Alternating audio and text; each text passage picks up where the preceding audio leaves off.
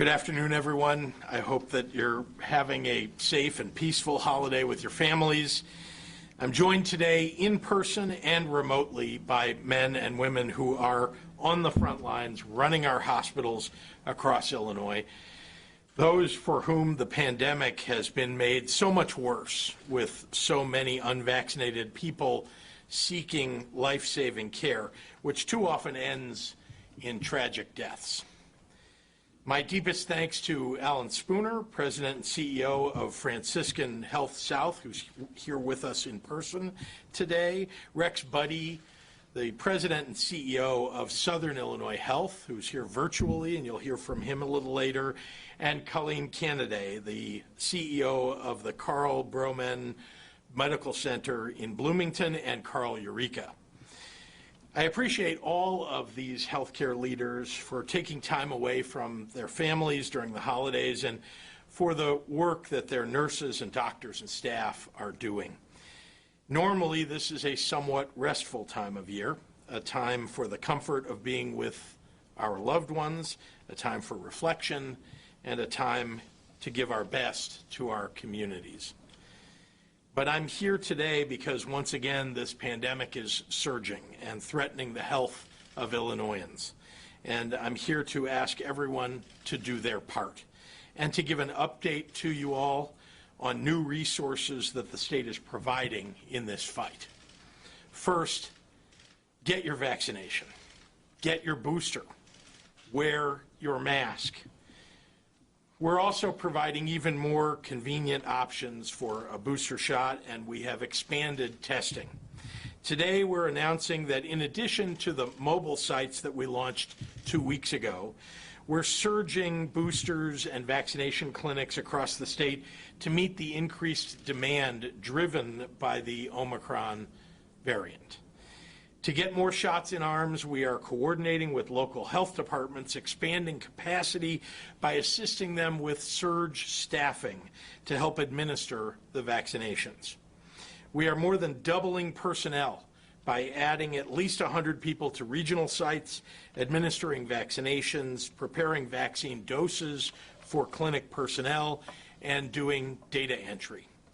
This surge staffing will allow our state to vaccinate and boost tens of thousands more every day. After the tremendous success of our pop-up sites in Cook County, administering 7,000 vaccinations in just 2 days, we plan to expand on this success throughout the entire state. Since vaccinations became available, every week we have been operating thousands of mobile sites around the state and have operated 5,500 already. If your organization would like to host a vaccine clinic, please visit our website at dph.illinois.gov/COVID-19/vaccination clinics. We're also increasing our community-based testing by 50% from 4 days a week to 6 days a week. Tests are free and available to anyone. In the coming days, we will also provide additional support to some local health departments around the state to increase their testing capacity and availability. And of course, for many weeks now, we've been providing staffing expansion options to hospitals across Illinois and distributing monoclonal antibodies, antiviral pills, and any treatments or personal protective equipment communities may need. I want to be clear that I'm going to continue to do everything possible to protect all of the people of our state, whatever your vaccine status. But what kind of year 2022 turns out to be depends on all of us doing what is best for all of us. If you are unvaccinated and you get very sick, you'll be filling a bed that would have been available for your ailing spouse or your parent or your child or someone else's child, someone with cancer or a heart attack or seriously injured in a car accident. If we are forced to move to a crisis standard of care in our hospitals, it will be because massive numbers of unvaccinated people chose to let others go without quality care. and even more people will die. If you are choosing not to be vaccinated for some non-medical reason, please change your mind. Do it for your family, or for the family next door, or for the people in your community who just need your help. Do it for the nurses or the physician assistants who are overwhelmed and who can't go on like this forever. They deserve better.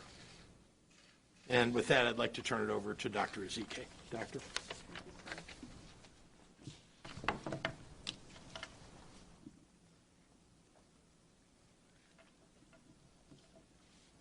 Good afternoon. Happy holidays to everyone. This is a difficult holiday season, especially for the family and friends of the 27,435 people here in Illinois who have died of COVID in Illinois during this pandemic. But we don't have to continue to lose people.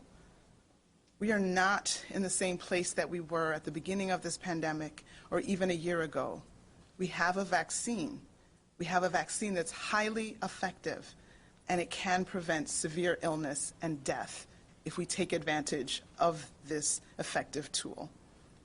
Yes, I know there are people who will argue and push back and say, oh, but we're seeing breakthrough cases. Oh, we're seeing breakthrough hospitalization, so why get vaccinated? Admittedly, nothing is 100%. No vaccine is 100%. But if you can significantly, drastically reduce your chance of being hospitalized or dying, why wouldn't you avail yourself of that opportunity? Listen, let's be clear. Every single event being held during this holiday season will have one or two uninvited, unwanted guests, Delta and or Omicron. One or both could be there. And I'm not saying this to scare. I'm just saying this for people to be aware. But how we entertain that guest depends on us. If everyone's wearing masks, you may not have to take that virus home. If you are boosted, you have a much lower chance of being significantly ill. So as the cases are increasing, I am glad to see that there is a demand for booster doses. And as the governor mentioned, we are working hard to increase vaccination opportunities to meet that demand. So for those of you who are looking for those boosters, keep at it. You will get your booster, and it is critically important for those of you who have not gotten a single dose to get that immediately. Right now, we're absolutely seeing the highest surge in cases from across the entire pandemic for the last 2 years. We had over 21,000 new cases reported from December 24th. It's the highest for the entire pandemic. But it's not just about cases. If it was just cases and no one was ending up in the hospital, then let the cases be. But we saw just in the last 24 hours the number of COVID patients in the hospital increase by a net of 330. There were almost 500 new admits. Of course, some people were released, but a net increase of 330. As we talk about new cases, people may be following those numbers closely, and I want to tell you that you'll see some fluctuations as there are delays in reporting because of the holidays, and so you'll probably see an even higher kind of eye-popping total that will surpass all other numbers because it's a mix of different days coming in from the holidays. But the bottom line is the same. The cases are trending up as well as the hospitalizations. It continues to be the case that the vast majority of cases, hospitalizations, and deaths are among those who are not vaccinated. COVID can be prevented through vaccination. Testing is another critical tool in our toolbox to slow further spread of the virus and its variants. And as the governor mentioned, we are ramping up those efforts by expanding the hours and the days at our community-based testing sites around the state. Please check our website to see the days and times that those community-based testing sites are available for you. Testing is critical, but let's be clear, testing is not detection. Testing in itself is not protection. To get protected, you get vaccinated, you get boosted. And if you don't want to do it to protect yourself from hospitalization and death, can you do it to protect others?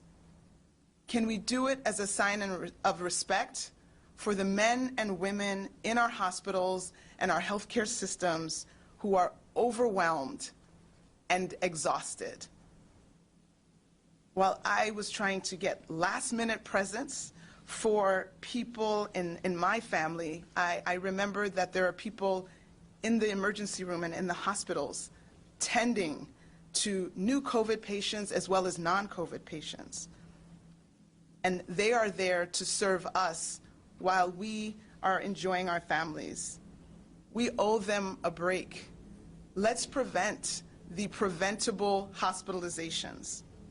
The bottom line, I'm going to keep it simple, just keep it 100. Get vaccinated, get boosted, stay masked, get tested. And now I'll summarize in Spanish. Buenas tardes y felices fiestas. Sé que estas son unas fiestas difíciles, especialmente para los familiares y amigos de las 27,435 personas que han muerto de COVID en Illinois durante esta pandemia. Pero no tenemos que seguir perdiendo gente. Tenemos una vacuna que es muy eficaz para prevenir enfermedades graves y las muertes. Hay personas que argumentan que estamos viendo casos de avance, hospitalizaciones y muertes, así que ¿por qué vacunarse? Es cierto que ninguna vacuna es 100% efectiva, pero si se puede reducir drásticamente la posibilidad de ser hospitalizado, o peor aún, de morir, ¿por qué no hacerlo? En todos los eventos que se celebren durante estas fiestas, habrá uno o dos invitados no deseados. Se llaman Delta y Omicron. Uno, sonó los dos, estará allí. No digo esto para asustarlos, lo digo para que la gente se dé cuenta. Como los casos de Omicron están aumentando, estamos viendo una demanda de dosis de refuerzo. El Estado está trabajando para aumentar las oportunidades de vacunación para satisfacer esas demandas. Sin embargo, es muy importante que aquellos que aún no han recibido ni una sola dosis de la vacuna se vacunen, y pronto. En este momento, Illinois está viendo el aumento más alto de casos de toda la pandemia.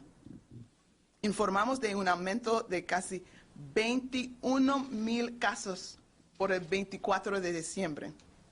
Es posible que veamos una caída en los números en los próximos días, ya que los informes se retrasan por el fin de semana festivo y luego un total de un día aún más alto cuando los informes se pongan al día.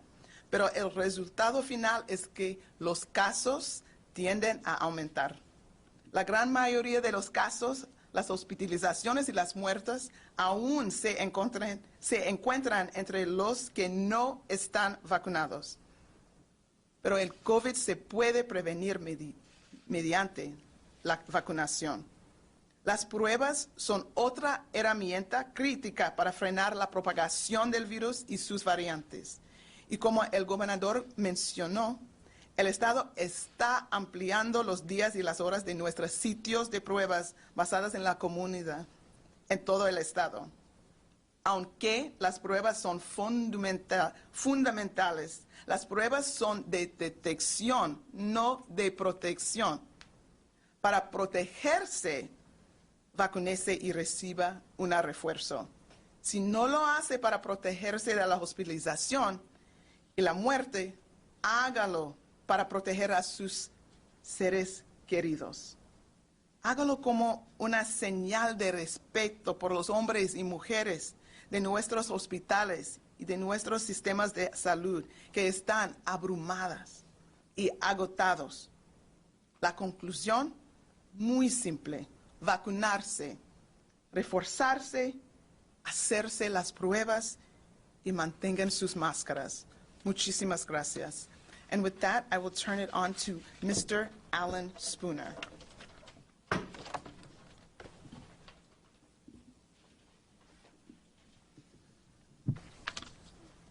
Thank you, Dr. Ezike. Hello, everyone. I want to give you a bit of our current situation, just to give you a flavor of what's going on in probably most of our hospitals and healthcare systems across the state. An increasing number of patients are presenting to the emergency department experiencing COVID-19 symptoms.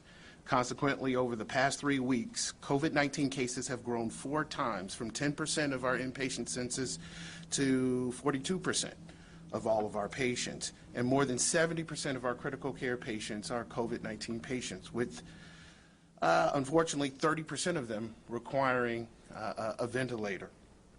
Surgeons and specialists have expressed concerns that ongoing delay of procedures and care is increasing the severity of patients' medical conditions, and that the pull of acute care personnel and other resources is delaying serious non-COVID-19 patient care. COVID-19's prevalence in the south suburbs is anticipated to affect significant numbers of our employees. Physician and staff infections have risen as this latest surge increases, exacerbating an already precarious staffing shortage across healthcare. So what do we do about it? Get vaccinated and get boosted. All hospitals continue to face difficulties with overwhelming spread of COVID-19. Please remember that the greatest gift that you can give your loved ones is to get vaccinated and boosted. It protects others, including the resilient healthcare heroes throughout this great state, and reduces the likelihood of hospitalization. I'd like to thank all healthcare workers serving our communities during this pandemic, and I'd like to give a special thanks to our Franciscan health physician and staff. Throughout this pandemic, you have shown courage in caring for COVID-19 patients when not much was known about this disease, and flexibility as the healthcare staffing crisis lowers the number of those serving at the time you need them the most.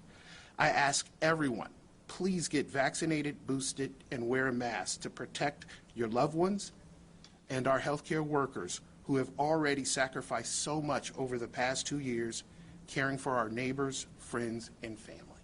Thank you. Thank you very much, Alan. Thank you. And now I'd like to introduce the President and CEO of Southern Illinois Health, Rex Budde, who will be speaking remotely with us. And I want to just say a special thank you to him. SIU Health has been just a tremendous partner to the state. They are dealing with the pandemic in a way that's somewhat different than other places in the state.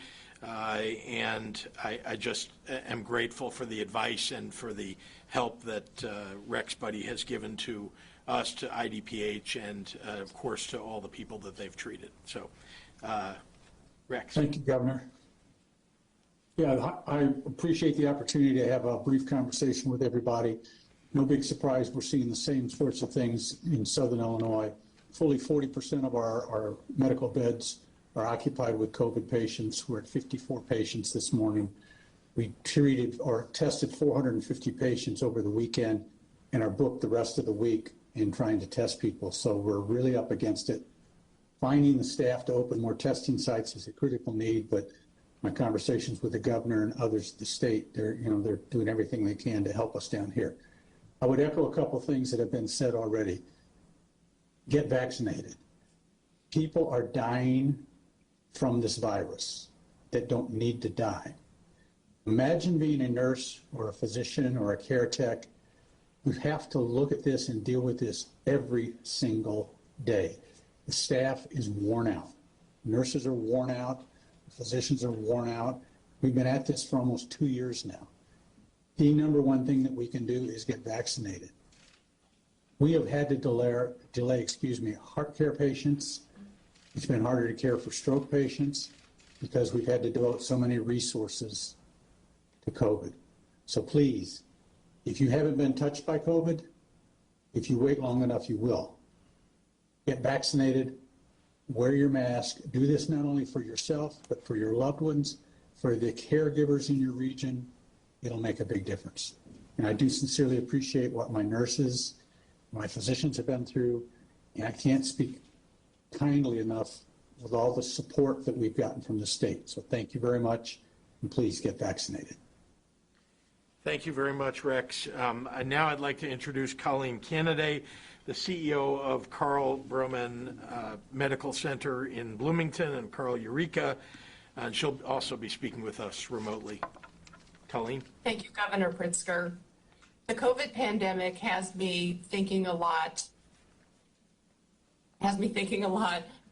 about the word community. I've lived here in Central Illinois for just over 11 years, and the appeal of Central Illinois to me is the patchwork of our small towns and our mid-sized cities is our residents. We are hardworking, honest, family-oriented people who know the value of sacrifice and teamwork when it comes to helping a neighbor or supporting a local business. Our resilient communities know their strength in numbers when faced with a challenging situation, and I believe this sense of community is what is needed now to end the surge that we're seeing with this COVID pandemic. Carle Health joins other hospitals in our region and across the state who are experiencing a very concerning surge right now in COVID hospitalizations. And this rapid increase that we're seeing is certainly impacting our capacity and our resources to be able to care for our communities. The majority of our COVID patients that are especially in our critical care areas are unvaccinated. And I want to say to you quite simply that I worry right now that our pleas to our communities and asking everyone to get vaccinated have become white noise and are actually causing some to bristle at the words, and that's certainly not what's intended. This pandemic continues to be very difficult and challenging for our healthcare professionals and for those that are on the front lines. It's very real to our staff, as you've heard from Rex, who are living it every single day. I want to share with you that I was rounding in our ICU recently, and I asked one of our intensivists, one of our physicians in the ICU, how are you doing today? And he looked at me very down and distraught and very defeated, and he said simply to me, I am so tired with people needlessly dying. It doesn't have to be this way, and it's tearing apart families. Just last week, I was rounding in our intensive care unit, talking with one of our most seasoned nurses. She shared with me that they were in the process of going to intubate their third patient for the day, and she had tears in her eyes as she described to me a situation, the heartbreaking event really that had occurred earlier in the day. She shared that she had a patient that was in her 40s, was COVID positive, and they were just about to put the patient on the ventilator. And as they always do, they were coordinating a FaceTime call with her family. And so she said that this was likely going to be the last conversation this lady would have with her family. And our staff member actually had to walk out of the room because she said the scene was unbelievable as this beautiful family appeared on the screen, a husband and two beautiful children sitting in front of their Christmas tree, having a conversation to say goodbye to their mother. Sadly, this type of story is not uncommon in any of our hospitals right now. I want to close with one final thought. I've heard many people say that they're healthy and they don't need to get vaccinated because they don't think if they got COVID, they would get very sick. I want to ask you at this time to please think of your neighbor. What if you had a child or a grandchild at home that wasn't old enough to get vaccinated and was being treated for cancer or some other type of disease that you knew if they got COVID, they would likely not do well? If this were your child, would you rethink and would you get vaccinated? So I challenge you right now, please think of your neighbors because this could be their child. We have the opportunity right now to unite together to protect our neighbors and our communities. And I think together we can end this pandemic. So at this time, I'd like to welcome back to the podium Governor Pritzker. Thank you. And before I take questions, I just want to say that Colleen Kennedy and the folks at Carle similarly have been our partners all along in this pandemic, fighting hard to keep people alive. Carle covers much of Central Illinois. People really need their hospitals and the people that work at those hospitals. And I'm very, very grateful just personally for all that they've put in over the last, well, I guess we're at almost 2 years now.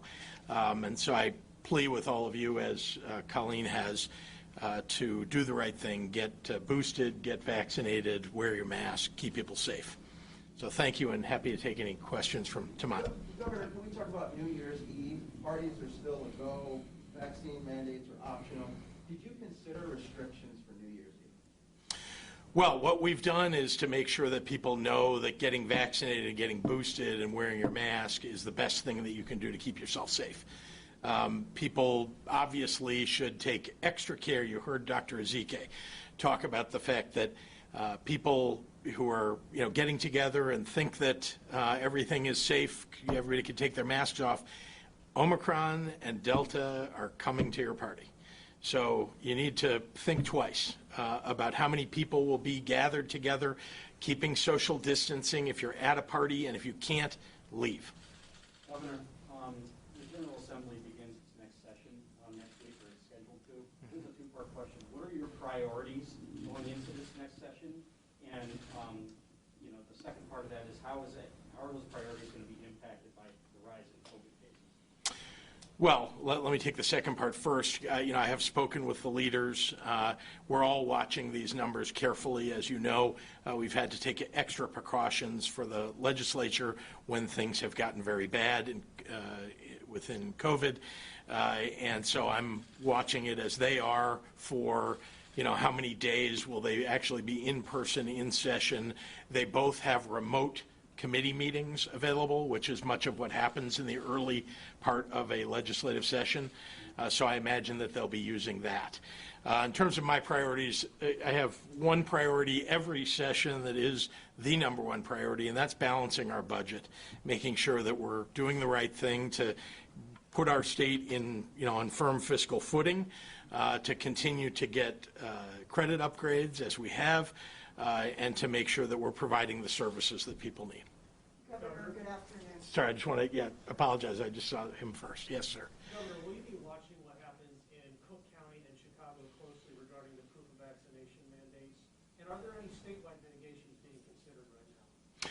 Well, I think I've told you what those are, right? That we're providing more and more testing, more and more boosters, more and more vaccine clinics across the state. That's what we're doing to make sure that we keep people safe. I want to call on local leaders to do the right thing for their communities, just like Mayor Lightfoot did, just like President Preckwinkle did. They looked at their communities and said, this is the right thing in my local area. I hope that people across the state will take example and look at what will work in their community, because just saying that you're going to look at vaccine cards may not work in one place or another. And so you've got to know your community and get it right in your community. But please, please, please, if you're going indoors, obviously we know what the exceptions are with bars and restaurants, but if you're going indoors and you're going to congregate with a bunch of people, please, please wear your mask. We're one of the few states in the country that put it on in early August and has kept it on, and it really has kept infections from skyrocketing. It's awful right now, but it would be much worse. Look at the states around us and how many people are getting sick and going into the hospital and dying. Governor, I have a two-part question for you with regards to testing. Obviously, we all know demand for testing is much higher than what's available. So the expansion that you've discussed at the community testing sites, do you anticipate that this is going to be enough to fill the gap? And I guess the second part of that question is, you were on a phone call with the president earlier and the other governors. Was there any discussion about what the federal government can do to assist in this regard, besides what they've already addressed in terms of addressing especially the shortage of at-home kits that we've all experienced over the last couple of weeks? Well, I'm proud to say that we're very experienced in the state of Illinois at expanding testing, making sure that we get, tens of thousands, hundreds of thousands of people tested. We've been, doing that since early on in the pandemic, that is building out our testing capability. And so we have turned that back on and backed off whenever necessary. It is important now that we have those tests available to everybody. So it is, we've made them more available than they were before. We're continuing to do that. We'll continue to provide mobile sites so people who can't get out of their neighborhoods necessarily to go get a test can find one in their neighborhood. That's much of what we're doing on the testing front in the state of Illinois, but we're pretty good at it, and we have, in fact, been expanding it all along. To your other point, the president did talk about, of course, the 500 million tests that are going to be available to people all across the country. Some of us governors have said privately or publicly that it's not enough.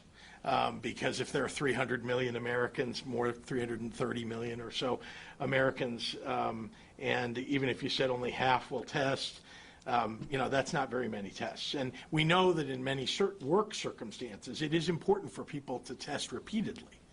And so what he's providing, what the president is providing, which I very much appreciate, are rapid tests. And that is something that is very convenient for people to have at home. We, of course, are also doing both rapid and PCR testing across the state at the state level. Some of the other governors weighed in with that as well, asking the federal government not to interfere with the good work that's being done at the state level, but to augment it. And I do think that's what the federal government is doing. And just a second question. Again, you see you're expanding vaccination clinics. Has there been any thought to reopening some mass vac sites across the state for boosters? Because I know, for example, just from personal experience and discussing with others, that, when you try and call CVS or Walgreens or look online to schedule an appointment, you're having to book 2 weeks out. And so we're telling people that they need to get boosted, but there are no appointments available for weeks. So is it time to open these mass vac sites across the state to give more options? Well, rather than go to what you're referring to as mass vaccination sites, we're doing hundreds of smaller sites all across the state and assisting local health departments, which had been providing a certain level of vaccinations with staffing that allows them to do even more. So whatever you want to call it, we could call them all mass vaccination sites. But from my perspective, what we're doing is expanding by tens of thousands the ability for people to go get boosters and get vaccinated during this time when there is high demand. Dr. Ezekiel, what's the latest science on the in-home test? If I take an in-home test, will it detect Omicron? And if I still have symptoms, but I test negative, what should I do? That's a really important question. So we do know that there are some tests, and I can't recount all the names, but there are some commercially available tests that won't detect Omicron. But we have to remember that those rapid antigen tests, they're not 100%.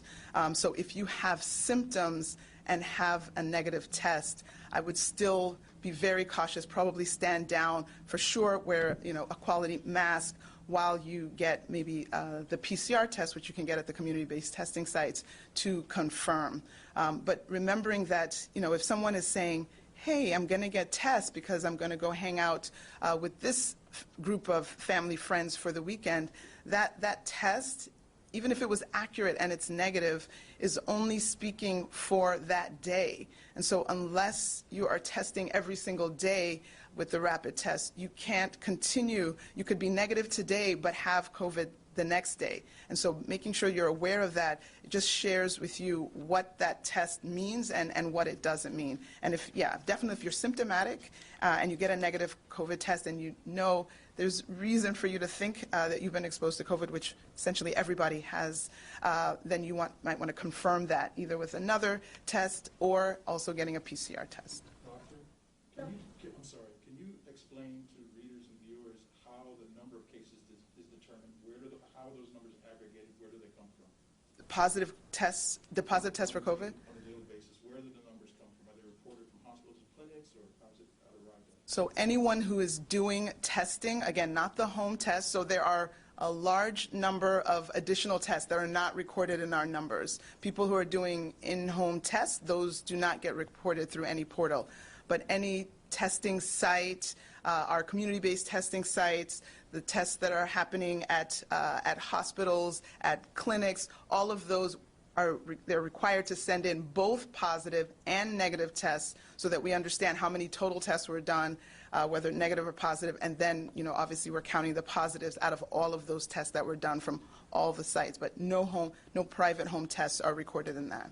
Dr. Ezike, may I ask you, when it comes to Omicron, there seems to be a bit of confusion in terms of how soon should you test after you believe you've been exposed, because I believe Omicron develops quicker, right? So I think before we told people test 3 to 4 days after. Now, should they be testing the next day, 2 days later? Yeah, so again, this is all evolving science. As uncomfortable as that might make people, again, let's remember that this variant got put on the variant of concern list not even a month ago. I think it was November 28th. So this is something that we are trying to learn. The previous guidance did say testing after a possible exposure, test 3 to 5 days. We might be learning that the time of incubation might be a little shorter, so maybe you'd be testing at 2 days. Obviously, if you're symptomatic, you test right away. But if you want to test at 2 days, but that negative test at 2 days should not make you think, oh, good, I'm clear. You might want to test again. And of course, symptoms you cannot ignore. Scratchy throat, headaches, all kinds of symptoms. Anything new can be a symptom of this new illness. Dr. Ezike, are we seeing an increase in child hospitalizations? So we have seen that in some other states very clearly. We're still looking at our numbers. I have anecdotally talked to many pediatricians who are heads of departments at hospitals who are seeing that there is an increase. So we are going to continue to follow those numbers. There's not that many pediatric hospitals that can especially manage a very critically ill pediatric patient. So if that bears out, we want to get that information and we want people to be very aware of that. I don't want to sound the alarm, but we have anecdotally heard and we're seeing a mild increase, but we expect an increase because we are seeing, even though there's not a direct proportion now, the same proportion between cases and hospitalizations, we know as the cases have increased, the hospitalizations have definitely increased. We're averaging about 500 new COVID admits a day. And so as it increases in adults, it's absolutely going to increase in kids. So by that, you can say, yes, the numbers are up. But is it where we are running out of pediatric hospital beds? We're not getting that. But of course, that would be a natural assumption that we're going to continue to see more people. Hopefully, it won't be so severe. We don't want to report any more deaths, period. And of course, those pediatric deaths are especially hard to deal with. So again, the plan and the remedy to that is all the same. Mask up, get vaccinated, get boosted, get tested. Doctor, one last question with regards to New Year's Eve, since you did bring it up. There are a lot of people that are planning to go ahead with these plans to go to big hotel New Year's Eve parties. What would you say to folks planning to go to these big parties? Should they be doing that, vaccinated or unvaccinated? Right. So again, people are going to do what they want to do. There's a gradation of safety. Obviously, you are safer if you're not in that large crowded gathering. That's probably the safest. The next thing would be that if you're going to go to a gathering, that there are not as many people. The next thing is that if you're going to be in a gathering, there are a lot of people, that you keep your mask on the entire time and you put on a high quality mask. That absolutely can be very helpful if people are wearing masks. And then when you have to take it off to eat or drink, keep some distance from other people so that you're not swapping air with people right in your face that may be wanting to share a gift that you don't want. So there are definite harm reduction strategies, if you will, that can be employed. But I know I've seen that people think that once they go to the party, the masks have to go away, and that's absolutely the wrong strategy. Enjoy your New Year's party. If you're absolutely going to have it, wear your mask. Next year, for 2023, you can have your, maskless face. For this year, let's do New Year's more, with our masks. Dr. Ezike, as far as hospitalizations go, do you have any kind of sense as far as how ill fully vaccinated gotten the booster are, how many deaths there have been, or even those on ventilators, due to the Omicron variant?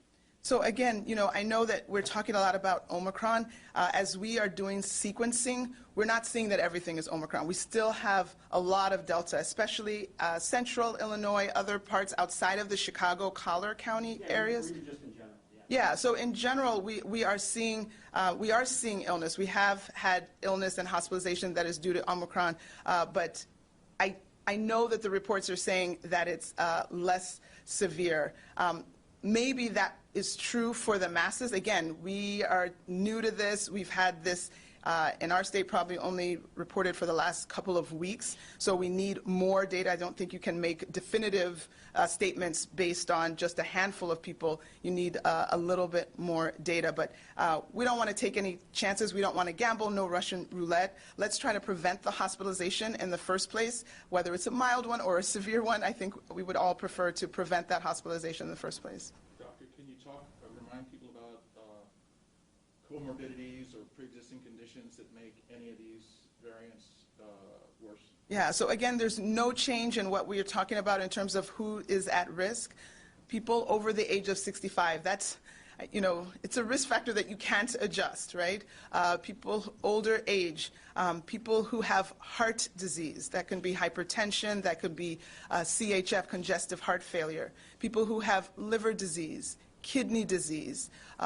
The immunocompromised are especially at risk because the vaccines may not even have the expected results. So immunocompromised, whether that means that you take high-dose steroids on a daily basis versus other medicines for rheumatologic illnesses or other immune-compromised conditions that further affect your immune system. We also have obesity.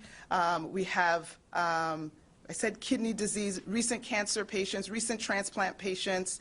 I think sickle cell disease, uncontrolled HIV. So there's really a large, any of these comorbidities put you at increased risk. Is diabetes on that list? I'm sorry, I did not mention diabetes, and it absolutely is on that list. Diabetes is almost a form of being immunocompromised when diabetes is not well controlled. So please add diabetes to that list. Thank you. Governor, would you please clarify, sir, where is the staffing going to come from and what will fund that? Yeah, so first of all, we have a staffing contract with outside provider. And so we allow hospitals to use our state staffing contract in order to access staff that they may need, nurses, physician assistants, and others. And again, the shortages that exist all over the country, they exist here too.